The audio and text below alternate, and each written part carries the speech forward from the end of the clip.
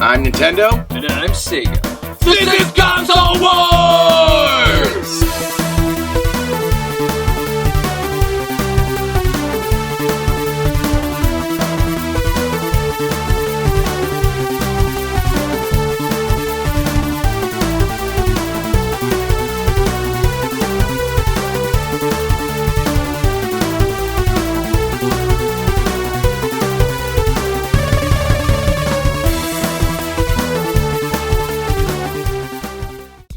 Alright, this is my first day off in months. I am not doing anything. Nice. Got those new locks installed, right? Oh yeah, top of the line. Nobody's walking in here unannounced anymore. You gotta be kidding me. Do not be afraid. I'm a soldier from the future. Oh, the future. We need locks to protect against the future now. There are no locks, nor will ever be locks for time travel. Why are you talking like that? Are you like a robot? Or like a cyborg, all futury stuff? No, this is just how we talk in the future, as to not offend anyone. People in the future are super woke. No cadence, no inflection, no feeling? Wait, that's so progressive. I am here because our planet has become overrun with demonic sugar gliders. Demonic sugar gliders? Like the flying squirrel looking things? They're adorable. Yes, but it is more terrifying than it is adorable. And it is very adorable, so you can only imagine how terrifying it is. So what do you need from us? Video games. They don't exist in my time. They were wiped out in the console wars. Yes, that's a real thing in my time. I need a copy of DooM to take out the demonic sugar gliders. Yeah, I guess you could borrow it. I mean, we got it for PS4 if you want to borrow that. Negative. I am a cartridge-based soldier. We all are. I have traveled back in time for other games before. I needed Zombies Ate My Neighbors during the Zombie Wars, Castlevania during the Vampire Wars, and Terminator during... Let me guess, the Robot Wars? No. The Terminator Wars. No, someone tried to rule the world with Arnold clones. The Schwarzenegger Wars. That war still holds the record for best one-liners. Wow, that must have been so confusing with all his twins. Well, if it's cartridge-based games, DooM for the Super Nintendo is where it's at. Whoa, whoa, whoa, whoa! DooM is much better on Sega. Genesis didn't have DooM. No, but the Sega 32X did. It's the much better game. No, even with the extra boost of power, DooM is still better on the Super Nintendo. What? That's it! Are we doing this? Is the portal between the two moons of Mars full of demons? Best DooM! DooM was first released in 1993 for the MS-DOS.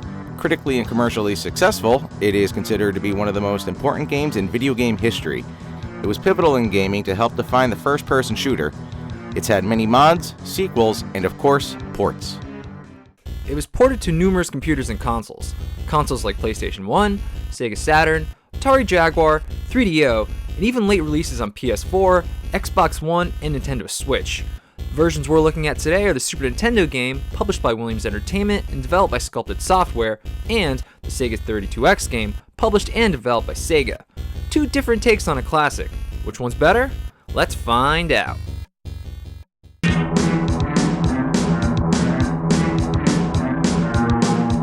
The games do look similar. We see both of these games from the point of view of DooM Guy. Both versions don't take up the full screen with borders around each game. We have similar looking levels. Some colors and details might be different, but the layouts are pretty much the same. Our enemies all look similar too. Both games are limited, so all enemies are animated only to see their fronts, unlike the original. Yeah, they appear similar, but my game definitely looks better for the most obvious difference. Frame rate. The frame rate of the Sega game is much smoother than the Super Nintendo. Obviously having more power with the 32X helps, and this is definitely where it helps the most. It's just overall easier on the eyes, much less of a headache on Sega. The Super Nintendo is also limited with how the character moves. When you move on Sega, there's view bobbing. The screen moves slightly up and down to simulate walking. The Super Nintendo doesn't do that. The screen stays in place. Super Nintendo can handle the screen moving up and down. To make up for it, the weapon just moves more in your game. So there's some limitations, but my game still has more detail. Certain levels on Super Nintendo are more detailed than the Sega game. Plus, my game is closer to the original game when it comes to level design. And let's take a look at the maps. The map on Super Nintendo is able to scale and rotate. Gotta love that Super FX2 chip. The Sega map can't rotate at all. And I have one more thing you don't. The Super Nintendo game has floors and ceilings that move, a pretty impressive graphical feat for just 16 bits. You don't have any moving floors or ceilings on Sega. I guess the 32X just couldn't handle it. Alright, but my game definitely has more details. I mean, let's just look at those floors and ceilings again. The floors and ceilings of the Sega game are nice and textured. Sure, it's not the prettiest thing to look at, but it's better than this. And take a look at this liquid poison. Looks like it's moving on Sega. And on Super Nintendo, it's not moving at all. It's just one color. No texture mapping like the Sega game. It's probably for the best, because I'm sure it would have slowed the frame rate even more. And check out this little detail. When you shoot a wall on Sega, you see some smoke on the wall where the bullet hit. Pretty cool. And on Super Nintendo, no smoke, just wall. Also, when you use a teleporter on Sega, you see a green light effect. On Super Nintendo, no light. Let's talk about another thing the Sega game has more of. We're talking about blood. On Sega, if you hit a guy with the rocket launcher, you see his guts explode. On Super Nintendo, you don't. On Sega, you see blood when you get shot. On Super Nintendo, you don't. On Sega, you see lots of bloodied up bodies on walls and limbs hanging from the ceilings. On Super Nintendo, you don't. Super Nintendo and blood, a big no-no. Now let's talk about one of the worst graphics on Super Nintendo. The enemies. On Super Nintendo, the enemies look fine, but they're hard to see. A lot of time you're not sure if you're looking at an enemy or part of the background. Other times you can't even see them at all. By contrast, the enemies on Sega are super easy to see. Whether they're far away, in the dark, you name it. Good old easy to see enemies on Sega. This one was easy. With much better frame rate, more texture mapping on the floors and ceilings, more details, more blood, and easier to see enemies, best graphics go to Sega 32X.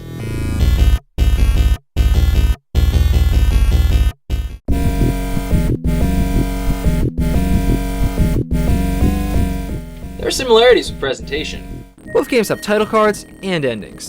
The HUDs during gameplay at the bottom of the screen are similar too. They show you the ammo, health, any keys you have, DooM guy, and armor. There's a slight difference with the gun, where the Super Nintendo shows the actual weapon, and Sega shows the number of weapons you have. It's not a big deal. Similar, but mine's definitely better. Look at the title cards again.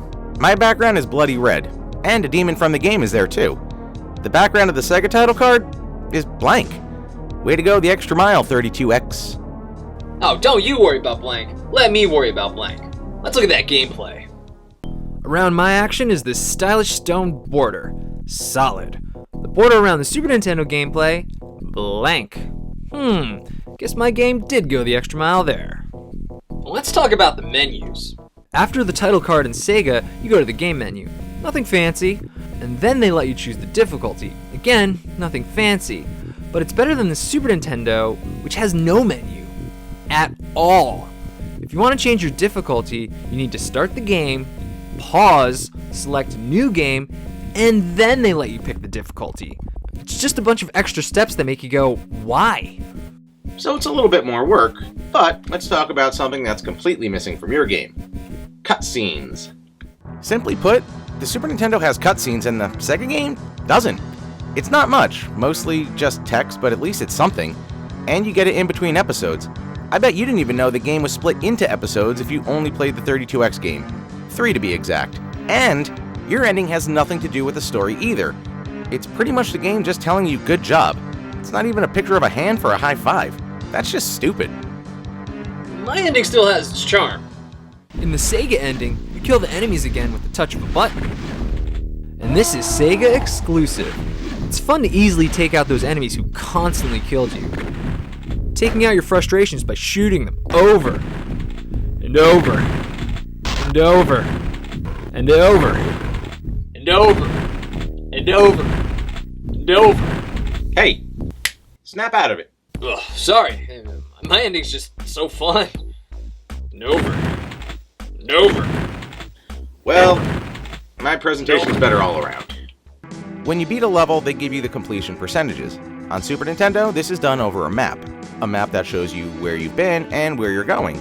And you get a new map for each episode. How do you like that? And what do you see on Sega? Wood floors? Okay. And now let's look at the DooM guy. There he is, looking all tough. When your life gets lower, he gets bloodied up on the Super Nintendo. Who says Super Nintendo doesn't like blood? Now, look at him on the Sega. No blood. He just lowers his head. Whose game looks lame now?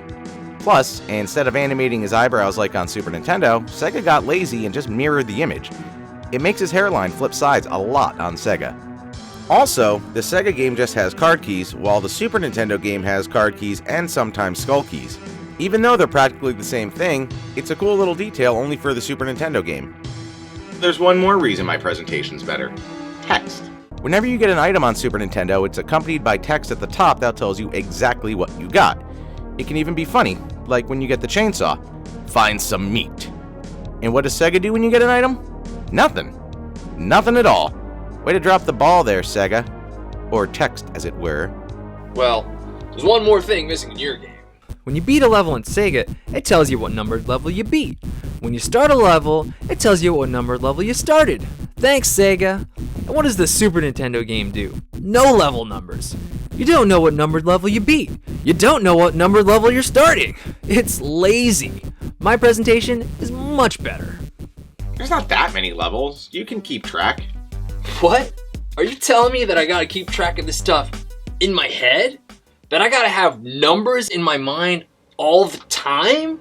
Like I'm a scientist? Do I gotta go to college to play this game?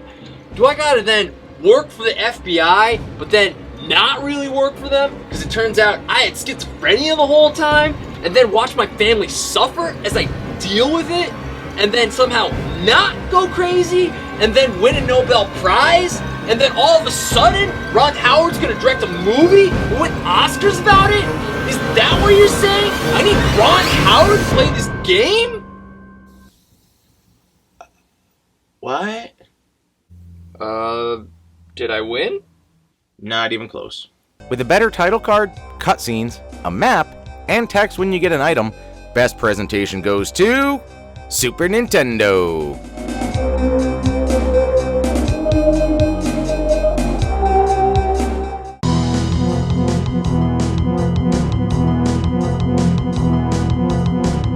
Well, we both have the same music. Let's not kid ourselves, though. The quality's still much better on Super Nintendo. The drop in quality is kinda shocking from Super Nintendo to Sega 32X. They really dropped the ball with this soundtrack by Robert Prince.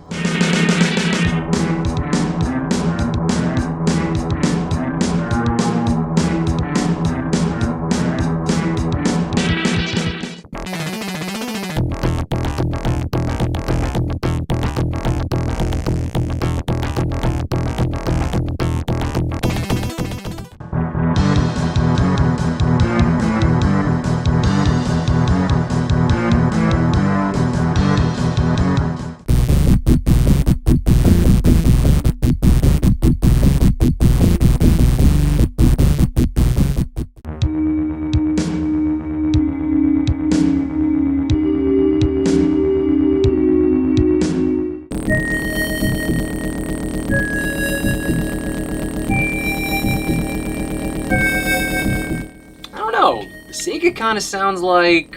Farts. Is it farts? Because it's always farts. Alright, well, let's compare the sound effects.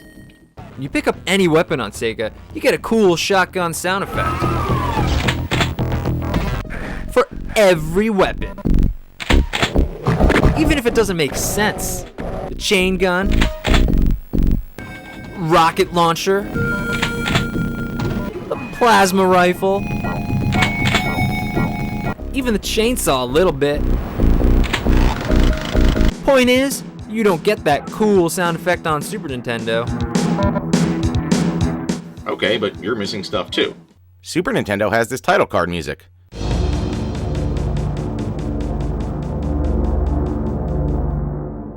Sega just reuses the music from the first level. Plus, the Super Nintendo game has more songs.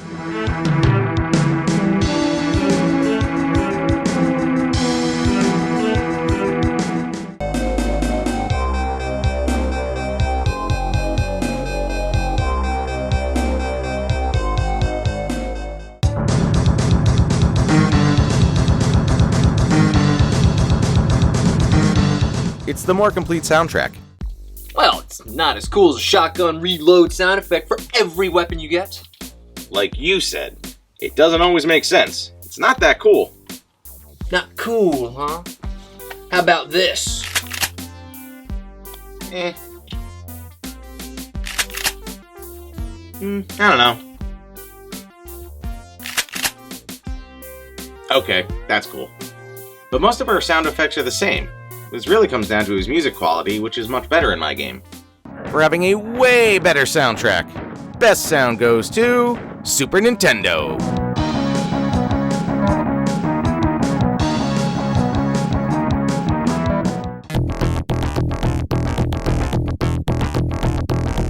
When it comes to gameplay, they're almost the same. Both games are a first-person shooter. Object of the game is to get to the end of the level. There'll be lots of enemies you'll need to kill along the way. Some will shoot or throw projectiles, and some will just hit you. When it comes to the controls, you have one button to shoot, one to switch weapons, one to open doors and activate switches, one button to run, one for the map, and buttons for strafing. You have a nice variety of weapons at your disposal. Fist, pistol, shotgun, chainsaw, chain gun, rocket launcher, plasma rifle, and BFG 9000. Level design is pretty simple. Since you can't jump, you spend most of your time running and gunning. Sometimes you need to find security cards or skull keys to get through the level. You might also run into elevators or teleporters, but it's mostly about the running and gunning. Even though this is one of the earliest first-person shooters, it's still pretty fun. Oh yeah, there's plenty to keep you engaged. One of the more engaging parts of this game is the secrets. When you beat a level, they tell you what percentage of secrets you've found. Secrets mostly comprise of a hidden door or switch that leads to a secret room. These rooms are usually full of goodies that make your journey much easier. Even after you've beaten the game, it still has high replay value, as you want to get 100% of the secrets for every level. After you kill all the enemies in a level, it's easy to explore and stumble upon any secrets you may have missed. You might see a new area on the map or hear a secret passage as you walk by. Pretty fun. The games are difficult, but there is a learning curve. It is possible to get better once you learn patterns, level layouts, and find more secrets. Frustration can be turned into triumph with enough patience. That's where our similarities end, because our games have a lot of differences. Oh, absolutely. Like, your game's missing 3 major things. 1. Levels. Divided in 3 episodes, the Super Nintendo game has a total of 22 levels. The Sega game only has 17. It doesn't have the levels from episode 3. 5 more levels on Super Nintendo sounds pretty good to me. And not only do you have fewer levels, but you're missing some sections that the Super Nintendo game has. 2. Enemies. With missing levels comes missing enemies. The Sega game is missing the Cyber Demon and the Spider Demon. Got him on the Super Nintendo game. 3. Gun. The Sega game is missing the BFG 9000. BFG does not stand for Big Friendly Giant, it stands for Big Something Gun. You can figure it out. This gun is found in the levels from episode 3, which the Sega game is missing. Levels, enemies, and a gun? The Sega game is missing quite a lot. Oh, I have the BFG 9000. The BFG 9000 is in the Sega game. Through a cheat code, the Sega game fully utilizes those 7 weapon slots. Cheat code? Just sounds like more work to me. Okay, granted, the Sega game's missing a decent chunk from the original DooM, but I do have something you don't. Level select. Right from the main menu of the Sega game is a level select. It's incredibly useful because neither of these games have a save or password. The Super Nintendo only lets you start the beginning of each of the 3 episodes, and that depends on the difficulty. But the Sega game lets you start from any of the first 15 levels. Only levels 16 and 17 need to be earned. Okay, you can level select, but even that's flawed. On Sega, if you start from any other level than the first and beat the game, you get the bad ending. You don't even get to play the last level. The game ends after level 15 and you get the DOS prompt after the credits. That's fun. And this also happens if you use any cheat codes. So, no BFG 9000 to get the last level and ending. In my game is more forgiving. Say you die in the Super Nintendo game. You get to keep all the weapons you got from the previous level when you restart. The Sega game doesn't do that. You lose all your weapons when you die on Sega. Much more difficult. But losing guns and ammo when you die happens in the original game.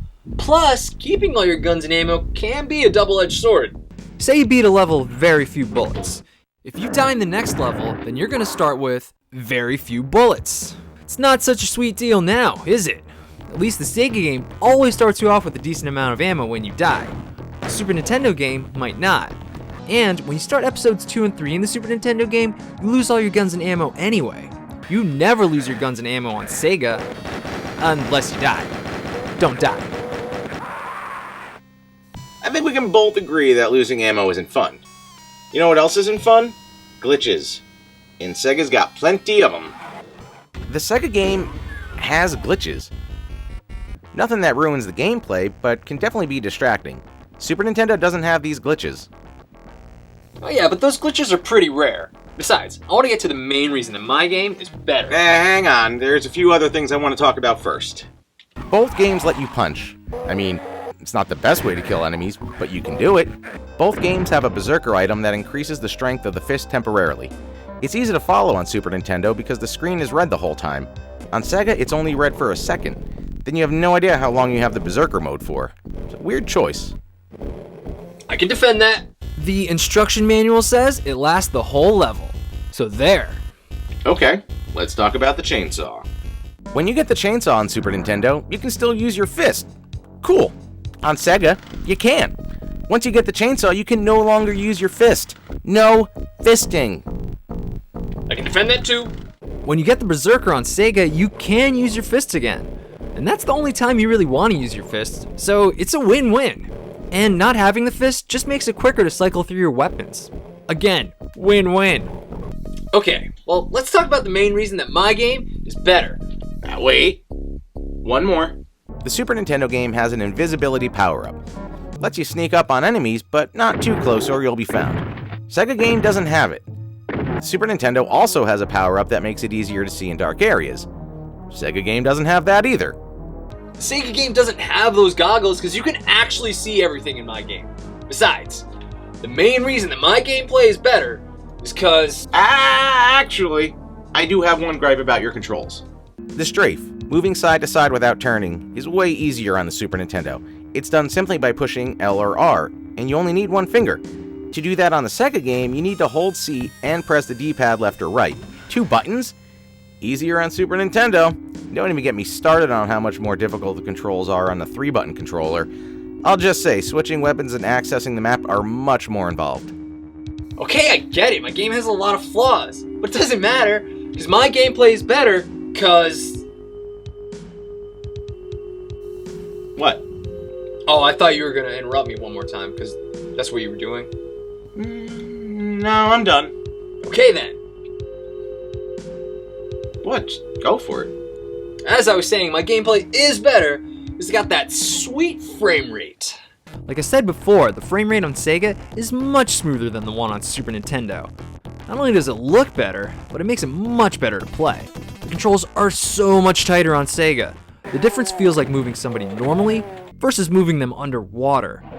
The controls on Super Nintendo are so laggy and delayed, turning especially is brutal, and you feel like you need to mash your thumb down as hard as possible just to move. Sure, the Super Nintendo retains a lot more from the original game, but it's such a chore to get through. It'll hurt your eyes, your fingers, and is way more frustrating than it should be. Super Nintendo game might have more features, the Sega game is far and away more functional. Okay, it's a little choppy.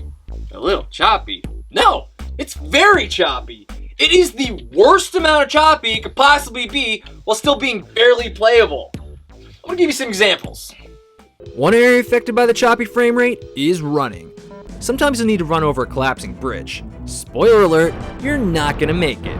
It is so hard to accurately steer with the lag. It can be hard to know if you're going in the right direction. And sometimes you have to run over poison or lava. Again, the choppy frame rate makes it more difficult to navigate, and you'll be spending more time taking damage. You'll overcompensate, press down too hard on the D-pad, and miss where you need to go. The choppiness, lag, slower frame rate really decrease the playability of the Super Nintendo game. Plus, you'll also get stuck along walls more. This can leave you open to attacks or use up temporary items. The Super Nintendo game, plain and simple, plays poorly. And to add to that frustration, enemies. Like I said before, the enemies are hard to see in the Super Nintendo game. The thing you'll be saying the most when playing the Super Nintendo game is, "Who's shooting me?"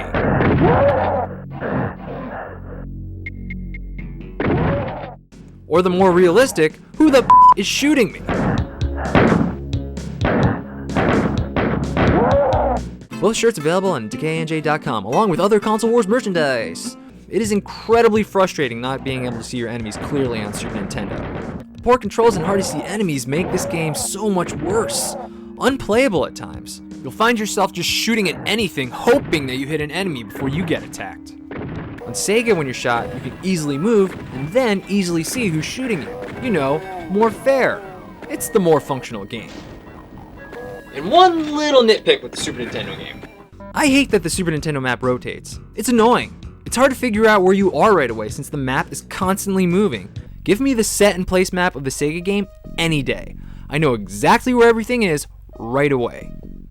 But you're missing so much. Well, it's better to have an incomplete game that works than a more complete game that's just unplayable. Unplayable's just another kind of playable. No, it's not. For having much tighter controls with a smoother frame rate, being able to see your enemies, and pretty much being the lesser of two evils when it comes to controls, best gameplay goes to Sega 32X.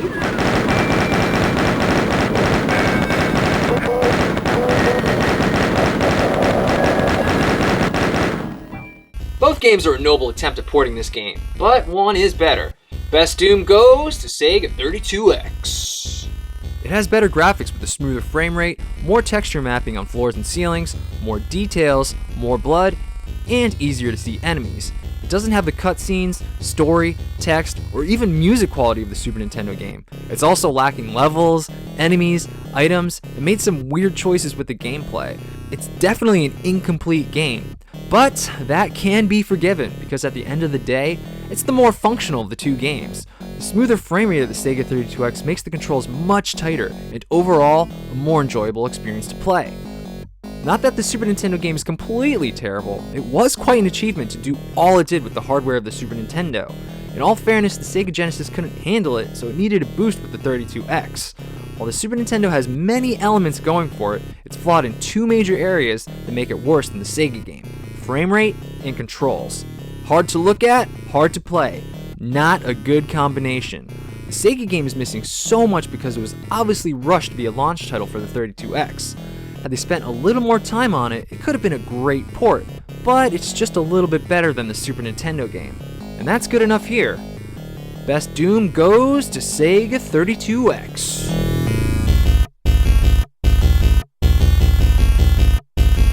Well, now that that's over, it's time to relax. Right, the future and its wars. So you're gonna want to go ahead and take the 32X game? I know. I heard everything. I've been standing here the whole time while you've been going over every tiny detail. You two need to get out more. So, how's this work? You just kinda go, then? Yes, the future needs me. Wait, before you go, can we get one question about the future? Sure, not like I have anything in the future to do. Okay, maybe we shouldn't ask anything too serious. Ooh, how do we die? What? No! Ooh, I got it. How was the third Bill and Ted movie? I'll just say this.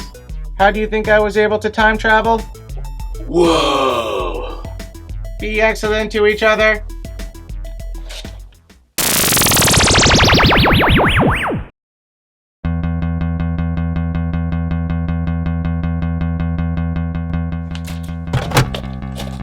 Okay, now time to stop those demonic sugar gliders.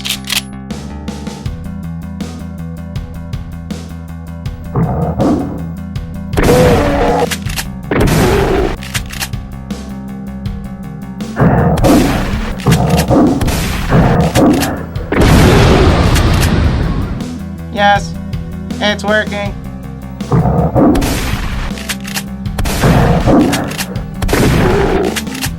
I'm doing it. Wait, what is happening? Why is everything slowing down? Are you still playing Doom? Yeah, I know I was playing it all day, but what can I say? This game's fun. You had 2 copies of it? No, I only got the 1 copy. So if you're playing your copy, what did the soldier take?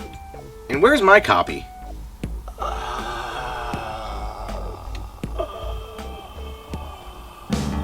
Damn this cool red cartridge for tricking me.